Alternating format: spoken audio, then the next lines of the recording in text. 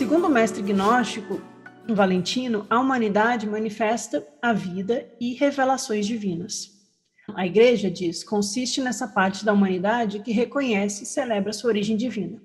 Os valentinianos, eles são gnósticos mais cristãos e mais simpáticos à Igreja, apesar de terem sido perseguidos pelo Irineu, né? Então, para os valentinianos, a Igreja é uma parte da humanidade, uma parte da estrutura da humanidade que reconhece que há uma origem divina. Mas Valentino não usa essa expressão em seu sentido contemporâneo, e ele refere-se à humanidade em termos coletivos. Em vez disso, ele e seus seguidores pensavam em antropos, né? Por isso que eu trouxe de novo aqui a Sefiró com o Adão Kadmon, né? Antropos, a humanidade, o homem primordial, né? O homem que harmonizou todos os poderes, todas as sefiras e trilhou todos os caminhos, ele se torna o homem crucificado, ele se torna o Cristo, ele se torna íntegro, inteiro, divino, né? E aí existe essa imagem que eu falei hoje, tem essa imagem do homem celestial, né? Que a gente estava comentando. Então, os seguidores de Valentino pensam em antropos como a natureza subjacente, ou seja, por debaixo, a natureza que dá sustentação a tudo que somos, como uma entidade coletiva, o arquétipo humano essencial, a essência espiritual do ser humano, que não tem gênero, que não tem cor, que não tem nacionalidade, né? É a essência humana subjacente, né, de toda a vida. Nesse sentido, alguns dos seguidores de Valentino, aqueles considerados mais talentosos, diz um texto, que os demais, concordavam com o professor Colorbasos, que diz que quando Deus se revelou, ele revelou-se na forma do antropos. No entanto, outros, relata Irineu, asseveraram-se que o pai primal de todos, o começo primal, o inescrutável, que é difícil de acessar, né, primal, é chamado antropos. E isso é o grande e obscuro mistério, ou seja, o poder que está acima de todos os outros e os envolve em seu abraço é chamado antropos. Por essa razão, diziam os gnósticos, o Salvador denomina-se filho do homem. Isso é, filho do antropos. Filho da essência humana perfeita e eterna que é refletido na nossa criação, né? Os gnósticos setianos, que chamavam o criador de Aldabaoth, um nome aparentemente derivado do judaísmo místico, mas que aqui indicava uma posição inferior, afirmavam que, por essa razão, quando o criador Aldabaoth tornou-se arrogante e vangloriou-se perante os seus inferiores, dizendo, eu sou o Pai e Deus e acima de mim não há ninguém, sua mãe, ao ouvi-lo, repreendeu-o. Sua mãe é quem? A Sofia, lembra? Não minta, Aldabaoth, pois o pai de todos, o antropos primordial, está acima de você, e há ainda também o filho do antropos, ou seja, ao aspecto pai da divindade, ao aspecto mãe-pai e ao aspecto filho autogerado ou filho único, que é o Logos, ou filho do homem, que é o Cristo. Então, nós temos três aspectos divinos que formam essa trindade, né, que está acima da humanidade e acima do próprio Criador do mundo. Muitos gnósticos, portanto, teriam concordado com a teoria de que a teologia é, na realidade, antropologia. O termo antropologia, é claro, origina-se em antropos e significa o estudo da humanidade. Porque os gnósticos, ao explorarem a psique, explicitaram um tema que hoje é para muitos implícito, a busca da religião. Então, os gnósticos estavam fazendo teologia à moda antiga, antropologia à moda metafísica, né? Algumas pessoas que procuram seu direcionamento interior, como os gnósticos radicais, rejeitam as instituições religiosas como um obstáculo ao seu progresso. Então, algumas pessoas, buscando no interior, vão rejeitar as instituições. Outros, como os valentinianos, participam de bom grado das instituições, embora considerem a igreja mais como um instrumento de sua autodescoberta do que a necessária arca de Noé da salvação. Ou seja, a igreja é um instrumento, a instituição é um instrumento, é um local onde eu encontro pessoas que estão buscando a mesma coisa que eu, que congregam juntos, que se apoiam, mas ela não é a porta da salvação, né? Além de definir Deus de formas opostas, os cristãos gnósticos e ortodoxos caracterizaram a condição humana de modo muito diverso. Os ortodoxos seguiram o ensinamento judaico tradicional. no qual se separa a humanidade de Deus. Além da dissimilaridade, né, da diferença essencial, que o homem é separado de Deus, que são coisas diferentes, e não que o homem é divino, a outra grande coisa que separa é a ideia do pecado do homem. A palavra que designa o pecado no Novo Testamento é armatia. Procede do esporte de arco e flecha, que literalmente significa não acertar o alvo. As fontes do Novo Testamento dizem que sentimos sofrimento mental e físico porque não atingimos a meta moral que almejávamos. Aqui tem muitas desenrolares interessantes que a gente pode desenvolver, né? Primeiro, essa ideia de pecado no nosso mundo judaico-cristão, ao longo dos últimos 2000 anos, né, se tornou uma ideia muito pesada, né? Principalmente com a Idade Média, com a Inquisição, com a ideia de sermos pecadores, nesse sentido pesado, cheio de tabu religioso e de autorrepressão e de autocondenação, né? Mas se a gente pensar na origem da palavra, simplesmente como a flecha que não acerta o alvo, a gente pode lembrar um pouco do taoísmo. Vou forçar um pouquinho a barra aqui. Porque o que é o Tao lá na China, né? O que é o Tao? É o caminho. O Tao, ele está em harmonia e a felicidade e saúde na vida quando nós seguimos o Tao. Quando a gente segue o Tao pelo Wu Wei, é sem resistência. Quando a gente flui e segue o Tao da vida. Quando a gente erra o alvo, a gente sofre. Quando a gente segue o que alguns vão chamar de o nosso Dharma, a gente tem propósito na vida. A gente está alinhado com a nossa natureza divina interior. E, portanto, a gente não erra o alvo. Quando a gente erra o alvo, a gente gera uma desarmonia. A gente tende para os lados, a gente tem apego, a gente tem aversão, a gente tem desejo, a gente tem ganância, a gente tem raiva, a gente tem ódio. E isso gera sofrimento mental. Então, se a gente pegar essa perspectiva do pecado e pensar mais na harmonia e desarmonia, ou uma visão kármica, né, para quem gosta de tradições do Oriente, da teosofia, etc. Não acertar o alvo tira aquele peso culpabilizador do pecado. Né? Opa, errei o alvo, o que eu tenho que fazer? Eu tenho que aprender com o meu erro e tentar de novo. Simples, leve. Né? E por que a gente quer acertar o alvo? Porque alguém mandou? Porque alguém mandou a gente não ser pecador, senão a gente vai para o inferno, queimar lá no fogo eterno? Não. Porque quando nós nos desarmonizamos com a nossa natureza interior, que é divina, nós geramos sofrimento mental. Quando a gente deixa de sofrer mentalmente, a gente age de acordo com a vontade do Cristo dentro de nós. E isso é agir eticamente, né? A ética que eu andei postando na palestra do Alberto, é essa ética do Logos. Esse fogo de vida, esse fogo divino, que é o Logos, o Cristo em nós, que impulsiona a nossa vontade de agir no mundo de modo reto, como uma flecha, reta, acertando o alvo. E isso não implica num julgamento moral às pessoas, nem numa culpabilização, nem num tabu, nem numa repressão, mas é simplesmente perceber que quando a gente age em harmonia, de acordo com a nossa natureza divina, a gente deixa de sofrer. E é isso que eu achei muito legal quando a gente pensa no significado da palavra pecado. Eu achei que cabia trazer isso aqui. Continuando a pagas. A Bíblia expressa a situação desesperada da humanidade isolada do Salvador. Então aqui ela vai contrapor a Bíblia aos gnósticos.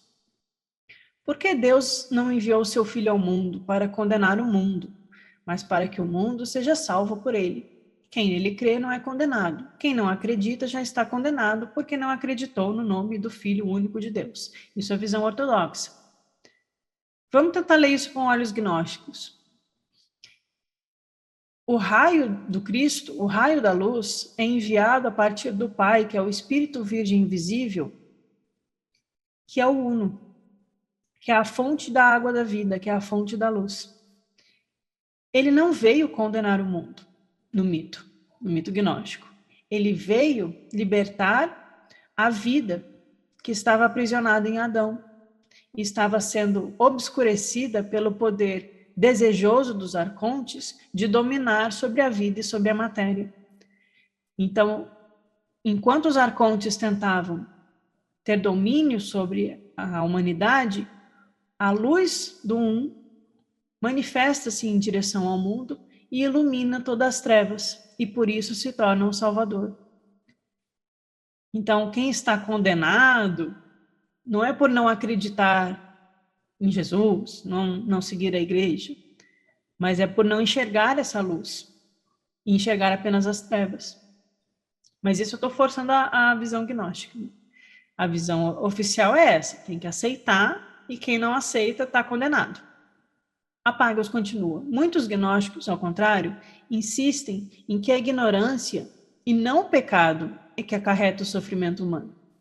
Então eu falei um monte aqui do armatia, do pecado, do errar o alvo, mas o que os gnósticos realmente vão dizer, né? Porque, ok, a gente erra o alvo, a gente tenta acertar e a gente erra, e a gente sofre. Mas qual é a razão fundamental do sofrimento para os gnósticos? É a ignorância.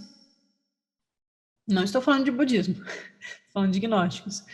Por quê? A ignorância ela é vencida quando Sofia é capaz de educar o seu filho a não ser mais a fonte da ignorância, né? Porque a Sofia é tanto a mãe do demiurgo quanto a alma que cai e precisa ser restituída ao seu local de origem, sendo ajudada pelo Cristo.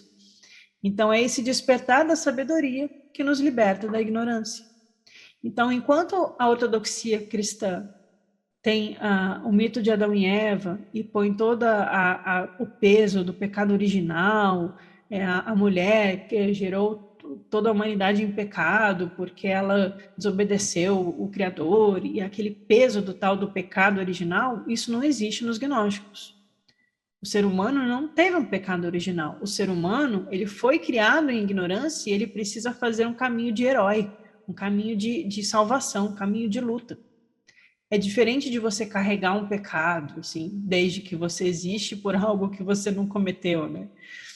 Não sei se para vocês isso faz sentido, mas eu sinto que é bem diferente o peso que os gnósticos colocam, porque eles colocam assim: há um conhecimento que liberta.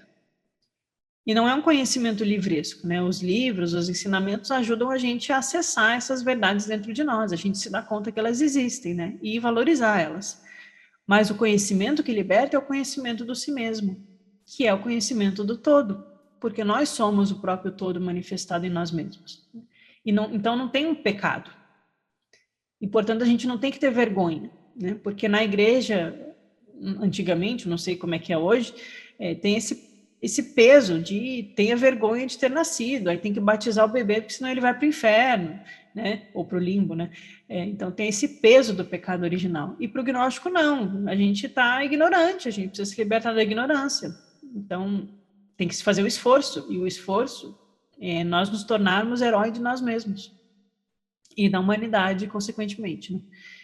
Então não é o pecado que é a fonte do sofrimento. O movimento gnóstico tinha algumas afinidades com métodos, visão da Pagels aqui, tá? Com métodos contemporâneos de explorar o eu por meio de técnicas da psicoterapia, né? Eles investigavam a constituição humana, como que o homem foi feito, com quais agregados, quais arcontes, criaram qual parte do corpo, quais emoções foram implantadas em nós, como é o nosso funcionamento da mente. É bem legal se a gente olhar por essa perspectiva. É um tipo de psicologia mesmo, né? O gnosticismo e a psicoterapia valorizam, acima de tudo, o conhecimento, o autoconhecimento perceptivo. Concordam que, devido à sua ausência, o que é a ausência do autoconhecimento, uma pessoa sente-se levada por impulsos que não compreende. Valentino expressa esse fato como um mito. Relata como o mundo originou-se quando a sabedoria, a mãe de todos os seres, o gerou por meio de seu próprio sofrimento. Por que sofrimento? Porque a Sofia estava se sentindo sozinha. Ela estava tendo um desejo de criar, mas ninguém ouviu esse desejo dela, ninguém quis ajudá-la nessa criação. Ela criou sozinha. E aí ela percebe que ela comete um erro e toda a história é tentar reintegrar esse ser, né? Que foi separado, que foi criado pela divisão. Então ela gera em sofrimento. E aí o mito continua, os 4 elementos que, segundo os filósofos gregos, constituem o mundo, e aí no mito gnóstico vai dizer que o demiurgo e os arcontes pegaram os elementos e moldaram e misturaram para criar a matéria física, né? A terra, o ar, o fogo e a água, são formas concretas de sua experiência. Assim, de sua da Sofia. A terra surge da sua perplexidade, a água surge do terror, o ar do enrijecimento de sua tristeza e o fogo, buraco no texto, era inerente a todos esses elementos, como a ignorância jaz oculta nesses 3 sofrimentos. Aqui é um trecho de um texto valentiniano, que vai descrevendo como cada uma das emoções da Sofia vai ser a responsável por criar os elementos do mundo material. E a ignorância está oculta nesses sofrimentos da Sofia. Então, o mundo foi gerado pelo sofrimento. A palavra grega patos, que vai dar patologia, que vai dar doença, né? Aqui é traduzida como sofrimento, também tem a conotação de recipiente passivo, não o iniciador da experiência de alguém. Então, aquilo que é gerado em sofrimento é gerado como um recipiente passivo.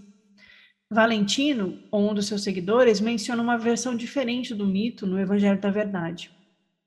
Ignorância provoca angústia e terror, e a angústia solidifica-se como um nevoeiro, impossibilitando a sua percepção, e por essa razão o erro é poderoso. Então tem a ideia de que o demiurgo é envolvido numa nuvem, colocado num trono para ser escondido dos divinos, porque a Sofia tem vergonha do que aconteceu. É tudo simbólico, né? Uma mitologia mesmo. Mas é justamente a ênfase na ignorância e nesses sentimentos negativos que vão dando concretude e divisão na alma de Sofia, na alma dos seres humanos. Então, para vencer essa divisão, a gente precisa de autoconhecimento. Não esse autoconhecimento dos coaches, da teologia da prosperidade, de descobrir a sua missão nessa vida, não é esse autoconhecimento. É descobrir quem você realmente é, porque enquanto a gente não percebe os mecanismos de sofrimento na nossa vida, quando a gente não percebe como as emoções nos condicionam, né? Quem gosta de Krishnamurti gosta muito de falar dos condicionamentos, mas é verdade, tudo isso vai fazendo a gente estar sempre reagindo à vida e sempre sofrendo e sempre instável. Quando a gente encontra o caminho interior, a gente tem estabilidade emocional, a gente tem paz mental. E aí a gente tem eudaimonia. A gente desperta o daimon, a luz do Cristo, em nós. Eudaimonia, que é o que os estoicos buscavam, é a verdadeira felicidade. Que não é o rejeitar a vida no mundo, mas encontrar a vida eterna, pulsante e luminosa dentro de nós mesmos. E aí não há nada que nos perturbe. Não seria bom não ser perturbado pelas notícias, pelas dificuldades da vida, pelas raivas, pelos ciúmes que a gente tem às vezes? Não sei vocês, mas eu tenho uns dias bem ruins às vezes. A gente fica nesses altos e baixos, né? E a gente às vezes até se dá conta que está sofrendo, se dá conta que está reagindo de uma forma assim que você não gostaria de reagir, mas aquilo ainda te afeta. Imagina não ser mais afetado. Que não é ser apático, não é apatia. Eudaimonia nunca leva à apatia, nesse sentido, não é ficar deprimido, né? Não é ter falta de vida, mas é ter a verdadeira vida manifesta em nós.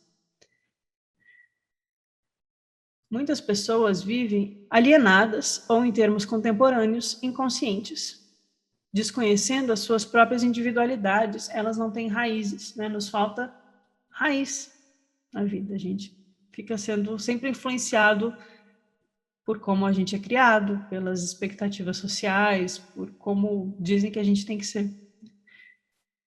Então, encontrar a gnoses é encontrar a própria raiz. O Evangelho da Verdade descreve essa existência como um pesadelo. O Evangelho da Verdade é um texto valentiniano. Aqueles que assim vivem sentem terror, confusão, instabilidade, dúvida e divisão, presos a muitas ilusões. Então, de acordo com a passagem que os estudiosos chamam de parábola do pesadelo, ai que horror, parábola do pesadelo, eles vivem, como vivem nós, né? Eles somos nós, submergidos em seus sonos, né? Jesus sempre vai usar a imagem do estar dormindo, ou ser morto-vivo, ou estar de olhos fechados, né? Então, estamos submergidos no sono, encontrando-se em sonhos perturbadores. ou a um lugar para onde eles estão fugindo, ou sem força estão voltando após terem perseguido outros, ou estão envolvidos em causar desgraças, ou estão eles mesmos recebendo golpes funestos, ou caíram de lugares altos, ou voaram no ar embora não tenham asas. Novamente, às vezes, é como se as pessoas lhes estivessem matando, apesar de não haver ninguém lhes perseguindo.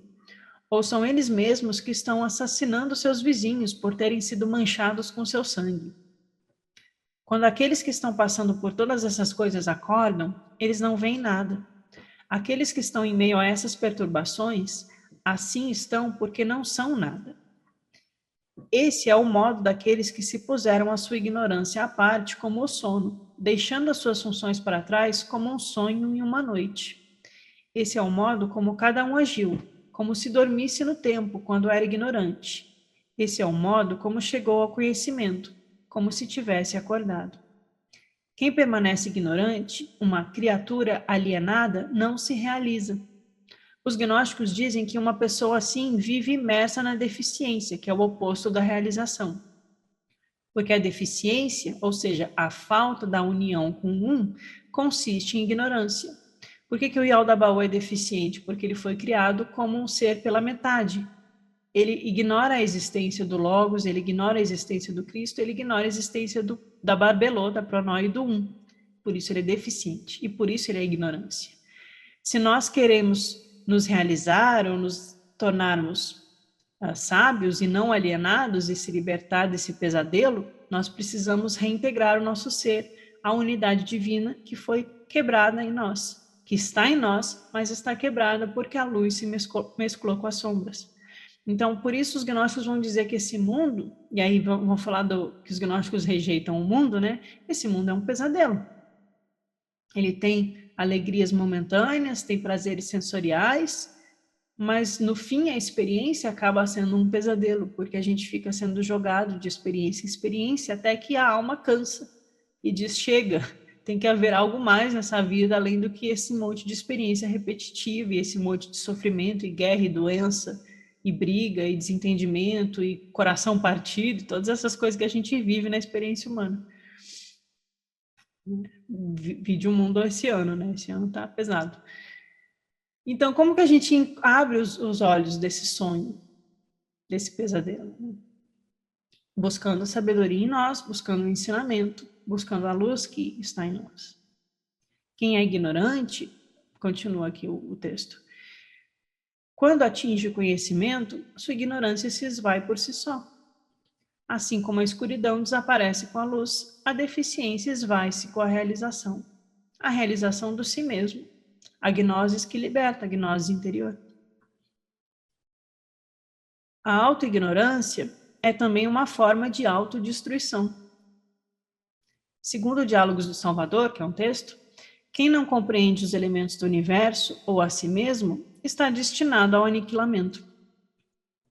Aquele que não compreende como o fogo veio à existência, por ele será queimado, pois não conhece a sua raiz.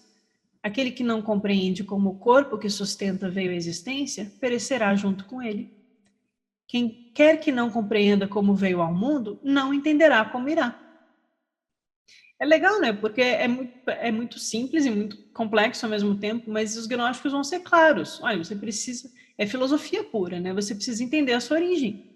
Você precisa entender como você é constituído, como a sua mente é formada, como o seu corpo funciona, como as emoções atuam dentro de você, como você veio à existência, que poderes habitam no seu interior, quais são as suas capacidades, quais são os poderes latentes no ser humano, como diria alguns autores, e como esse fogo veio à existência. Um fogo que dá vida a todas as coisas, o Forrat, o fogo divino, o fogo Logos.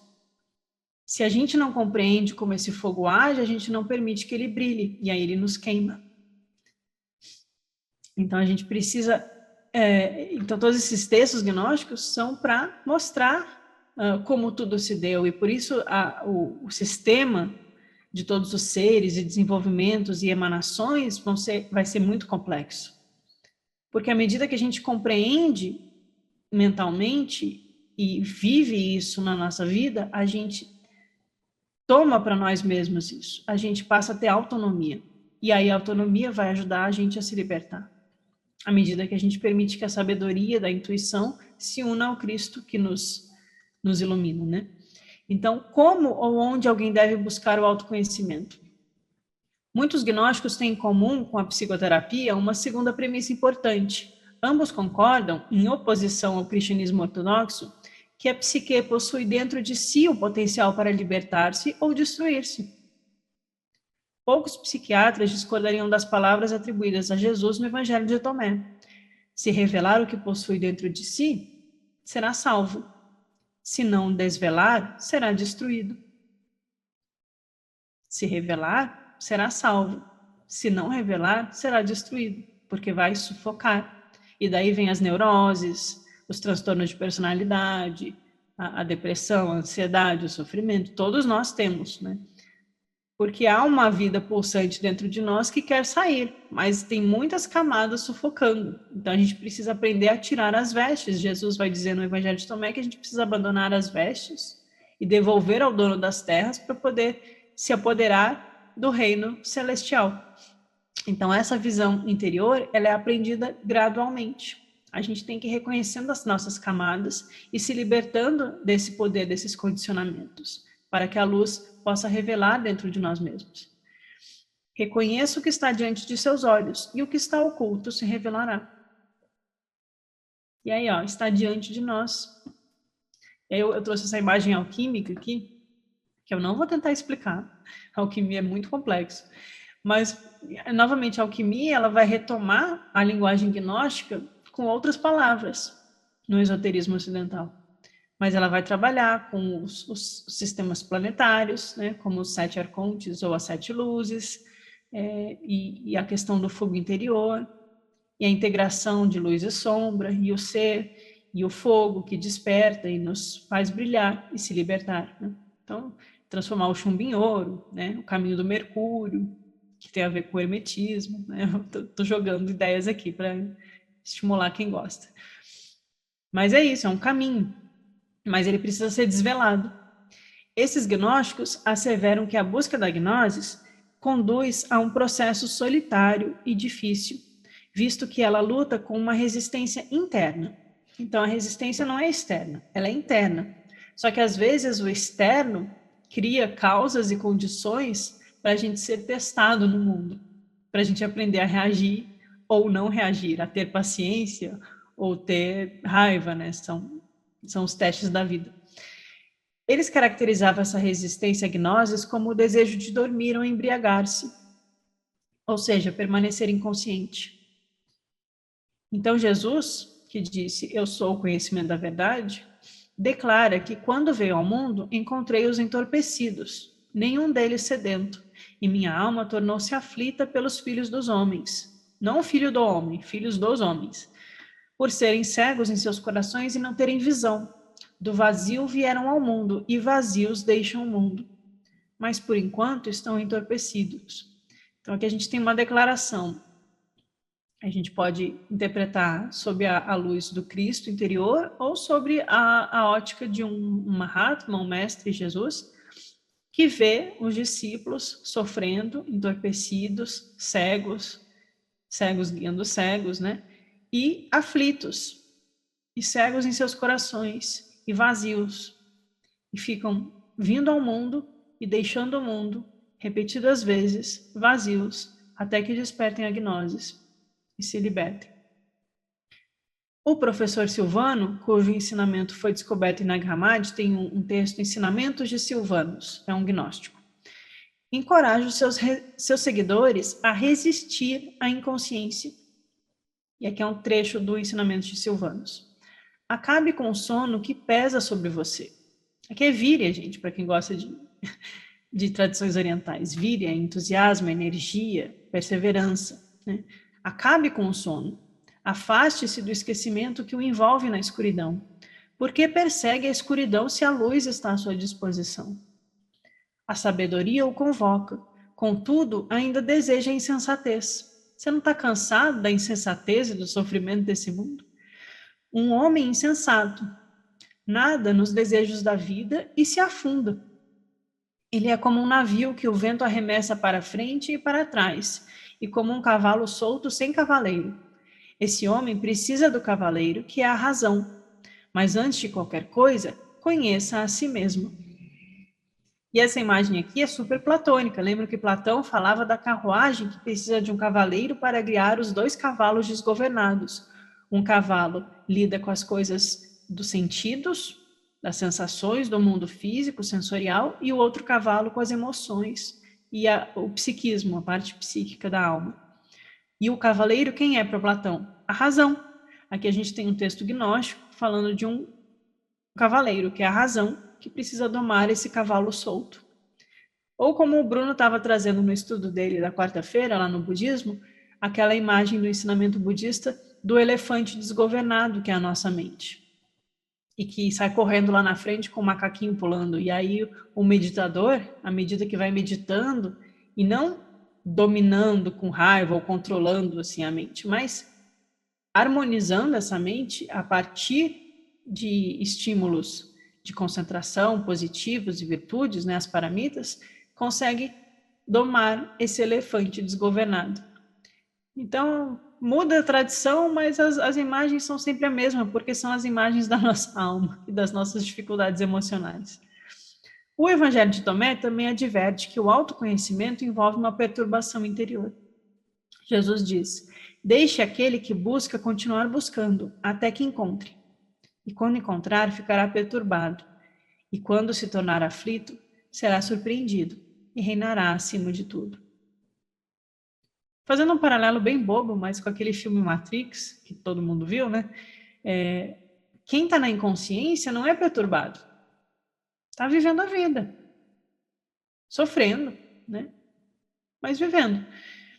Quando a gente passa a buscar e perceber os mecanismos desse mundo, a gente fica perturbado, porque a gente percebe tudo que há de errado em nós e no mundo, e a gente passa a ser, entre aspas, perseguido, não tipo, ai, as inimigas, tem inimiga, não é isso, mas a gente passa a ser perseguido pelos arcontes, que lá são os agentes, né, no filme Matrix, porque quando a gente desperta, eles também percebem que alguém está despertando, e aí surge a grande batalha da alma, a batalha de Arjuna, ou o cavaleiro do Santo Grau, e todas aquelas símbolos da batalha interior.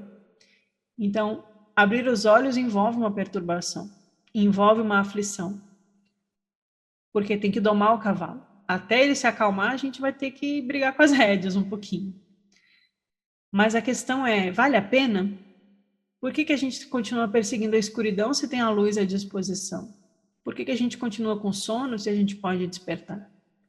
Então, vamos permitir que a luz brilhe entre nós, porque isso nos dá sabedoria e dá autodomínio e dá autonomia na vida e despertar e felicidade. A felicidade que dura, não essa momentânea que passa e vira sofrimento. Então eu vou parar aqui, gente. Eu parei na página 130 do livro e o capítulo acaba na 140. Então eram 20 páginas, eu peguei 10 para essa terça e aí 10 fica para a terça que vem. E eu vou parar de compartilhar e ler os comentários de vocês.